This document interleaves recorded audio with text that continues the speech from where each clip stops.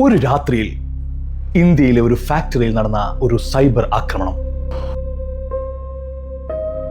ലോകത്തിലെ ഏറ്റവും രഹസ്യ സ്വഭാവമുള്ള കമ്പനികളിലൊന്നായ ആപ്പിളിനെ വരെ ഞെട്ടിച്ചു. ഏതാനും മണിക്കൂറുകൾക്കുള്ളിൽ ലക്ഷക്കണക്കിന് ഫയലുകൾ ഡാർക്ക് വെബിൽ പ്രത്യക്ഷപ്പെട്ടു. അതിൽ വെറും ഡോക്യുമെന്റുകൾ മാത്രമല്ല ഉണ്ടായിരുന്നത്, പുറത്തിറങ്ങാൻ നിൽക്കുന്ന ഐഫോൺ 18 പ്രോയുടെ വിവരങ്ങൾ, അതിൻ്റെ ഭാഗങ്ങൾ നിർമ്മിക്കുന്ന കമ്പനികളുടെ പേരുകൾ, രഹസ്യ ഫോട്ടോകൾ, ടെസ്റ്റ് ഡാറ്റ, വർഷങ്ങളായി ആപ്പിൾ ലോകത്തിൽ നിന്ന് മറച്ചു വെച്ചിരുന്ന വിവരങ്ങൾ. പക്ഷേ ഒരു ചോദ്യം ബാക്കിയാകുന്നു: ആരാണ് ഇത് ചെയ്തത്? അതിലും പ്രധാനമായി എന്തുകൊണ്ട്? നമുക്ക് വിശദമായിട്ട് നോക്കാം. എൻ്റെ പേര് Sadiq. Welcome to Sadiq talks. ഈ കഥ തുടങ്ങുന്നത് ആപ്പിളിൽ നിന്നല്ല, ടാറ്റയിൽ നിന്നാണ്. പക്ഷേ ഇവിടെ ഒരു വലിയ കാര്യമുണ്ട്. ഇത് വെറും ടാറ്റയുടെ കഥയല്ല, ഇത് ഇന്ത്യയുടെ കഥയാണ്. കുറച്ച് വർഷങ്ങൾക്ക് മുമ്പ് വരെ ലോകത്തിലെ മിക്ക ഐഫോണുകളും ചൈനയിലാണ് നിർമ്മിച്ചിരുന്നത്. പക്ഷേ ഇന്ന് ചിത്രം മാറിക്കൊണ്ടിരിക്കുകയാണ്. ഇന്ത്യ ഇപ്പോൾ ആപ്പിളിന്റെ ഏറ്റവും പ്രധാനപ്പെട്ട നിർമ്മാണ കേന്ദ്രങ്ങളിൽ ഒന്നായി മാറിക്കൊണ്ടിരിക്കുകയാണ്. വിപണി ഗവേഷണ സ്ഥാപനങ്ങളുടെ കണക്കുകൾ പ്രകാരം 2026 ലോകത്ത് നിർമ്മിക്കുന്ന ഐഫോണുകളിൽ ഏകദേശം 26% ഇന്ത്യയിൽ നിന്നായിരിക്കും വരിക. ഏതാനും വർഷങ്ങൾക്ക് മുമ്പ് ഈ സംഖ്യ വെറും 6% മാത്രമായിരുന്നു. ഒരു പതിറ്റാണ്ട് മുമ്പ് ഇത് ചിന്തിക്കാൻ പോലും കഴിയാത്ത കാര്യമായിരുന്നു. ഇന്ന് ടാറ്റയും ഫോക്സ്കോണും പോലുള്ള കമ്പനികൾ ഇന്ത്യയെ ആഗോള ഇലക്ട്രോണിക്സ് നിർമ്മാണത്തിന്റെ കേന്ദ്രങ്ങളൊന്നിലാക്കി മാറ്റിയിരിക്കുകയാണ്. നിങ്ങൾ അമേരിക്കയിൽ ഒരു ഐഫോൺ വാങ്ങിയാലും അതിൻ്റെ യാത്ര ആരംഭിക്കുന്നത് തമിഴ്നാട്ടിലോ കർണാടകയിലോ ആയിരിക്കാം. അതുകൊണ്ടാണ് ഈ കഥ പ്രധാനമാകുന്നത്. കാരണം ആക്രമിക്കപ്പെട്ടത് ഒരു കമ്പനി മാത്രമല്ല, ഇന്ത്യയുടെ വളർന്നു വരുന്ന ടെക് പ്രതിച്ഛായയുടെ ഭാഗമാണ്. എല്ലാം സാധാരണ പോലെ മുന്നോട്ട് പോവുകയായിരുന്നു. പിന്നെ ഒരു ദിവസം എന്തോ സംഭവിച്ചു. ഒരു റാൻഡം വെയർ ഗ്രൂപ്പ് ടാറ്റ ഇലക്ട്രോണിക്സിന്റെ സിസ്റ്റങ്ങളിലേക്ക് കടന്നു കയറിയതായി റിപ്പോർട്ടുകൾ പുറത്തു വന്നു.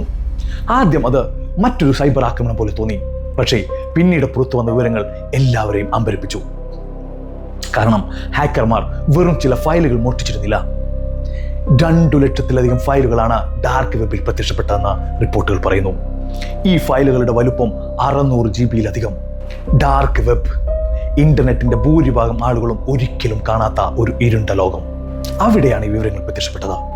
സൈബർ സുരക്ഷാ വിദഗ്ധർ ആ ഫയലുകൾ പരിശോധിക്കാൻ തുടങ്ങിയപ്പോൾ അവർ കണ്ടത് സാധാരണ ബിസിനസ് രേഖകളായിരുന്നില്ല. അവയിൽ ആപ്പിളിന്റെ വിതരണ ശൃംഖലകളെ കുറിച്ചുള്ള അതീവ രഹസ്യ വിവരങ്ങൾ ഉണ്ടായിരുന്നു. ഒരു ഐഫോണിന്റെ 100 കണക്കിന് ഘടകങ്ങൾ ഏത് കമ്പനികളിലാണ് നിർമ്മിക്കുന്നത്, ഏത് ഭാഗത്തിന് ആരാണ് സപ്ലയർ, ബാറ്ററിയുടെ ഭാഗങ്ങൾ ആരാണ് നിർമ്മിക്കുന്നത്, ക്യാമറയുടെ ഘടകങ്ങൾ എവിടെ നിന്നാണ് വരുന്നത്, മദർ ബോർഡിലെ പ്രധാന ചിപ്പുകൾ ആരാണ് നൽകുന്നത്, ഇതുപോലുള്ള വിവരങ്ങൾ ആപ്പിൾ പൊതുവിൽ പുറത്തുവിടാറില്ല. കാരണം അതാണ് അവരുടെ ശക്തി. അതെ, സപ്ലൈ ചെയിൻ, അതാണ് അവരുടെ ശക്തി. അവരുടെ വിതരണ ശൃംഖല ലോകത്തിലെ ഏറ്റവും സങ്കീർണമായ ബിസിനസ് സംവിധാനങ്ങളിലൊന്ന്. പക്ഷേ ഇപ്പോൾ ആ വിവരങ്ങളിൽ ചിലത് പുറത്തായിരിക്കുന്നു. അതിലും കൗതുകകരമായ മറ്റൊരു കാര്യം കൂടി ഉണ്ടായിരുന്നു. പുറത്തിറങ്ങാത്ത ഐഫോൺ 18 പ്രോയുടെ ബന്ധപ്പെട്ട ഫയലുകൾ.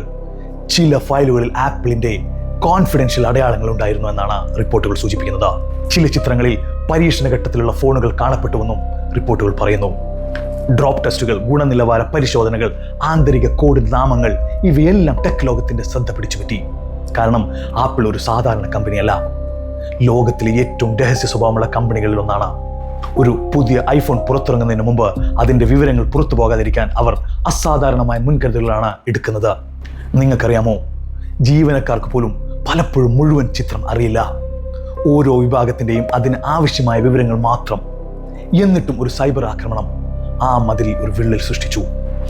ഇപ്പോൾ ചോദ്യം ഇതാണ്: ഇത് വെറും ഒരു ഐഫോൺ ലീക്ക് മാത്രമാണോ? ഒരുപക്ഷെ അല്ല. കാരണം ഇവിടെ നഷ്ടമായത് ഒരു ഫോണിൻ്റെ ചിത്രങ്ങൾ മാത്രമല്ല, വിശ്വാസമാണ്. അതെ, ട്രസ്റ്റ്. ആപ്പിളും ടാറ്റയും തമ്മിലുള്ള പങ്കാളിത്തത്തിന്റെ അടിസ്ഥാനമായ വിശ്വാസം. ഒരു കമ്പനിയുടെ ഏറ്റവും വലിയ ആസ്തി പലപ്പോഴും അതിൻ്റെ ഫാക്ടറികളോ മെഷീനുകളോ അല്ല, അതിൻ്റെ വിവരങ്ങളാണ്. അതെ, ഇൻഫർമേഷൻസ്. ഇന്നത്തെ ലോകത്ത് ടാറ്റ തന്നെയാണ് ശക്തി, ഡാറ്റ തന്നെയാണ് സമ്പത്ത്, ഡാറ്റ തന്നെയാണ് മത്സരത്തിന്റെ മുൻതൂക്കം. അതുകൊണ്ടാണ് ആധുനിക യുദ്ധങ്ങൾ മാറിക്കൊണ്ടിരിക്കുന്നത്. ഒരു കാലത്ത് രാജ്യങ്ങൾ ഫാക്ടറികൾ ആക്രമിക്കുമായിരുന്നു. ഇന്ന് ഹാക്കർമാർ സർവറുകളെ ലക്ഷ്യമിടുന്നു. ഒരു കാലത്ത് രഹസ്യാന്വേഷണ രേഖകൾ മോഷ്ടിക്കുമായിരുന്നു. ഇന്ന് ഏതാനും ക്ലിക്കുകൾ കൊണ്ട് കോടിക്കണക്കിന് ഡോളറിന്റെ വിവരങ്ങൾ മോഷ്ടിക്കാം. ലോകത്തിലെ ഏറ്റവും വലിയ കമ്പനികളെ പോലും സമ്മർദ്ദത്തിലാക്കാം. കൂട്ടുകാരെ, ഈ സംഭവത്തിൽ ഇന്ത്യയുടെ സൈബർ സുരക്ഷാ ഏജൻസികളും അന്വേഷണം ആരംഭിച്ചിട്ടുണ്ട്. ടാറ്റ അന്വേഷണം നടത്തുകയും സുരക്ഷാ നടപടികൾ ശക്തമാക്കുകയും ചെയ്തിരുന്നതായി റിപ്പോർട്ടുകൾ പറയുന്നു. പക്ഷേ ഈ സംഭവം ഒരു വലിയ സത്യം നമ്മളെ ഓർമ്മിപ്പിക്കുന്നു. നമ്മളൊരു പുതിയ കാലഘട്ടത്തിലാണ് ജീവിക്കുന്നത്.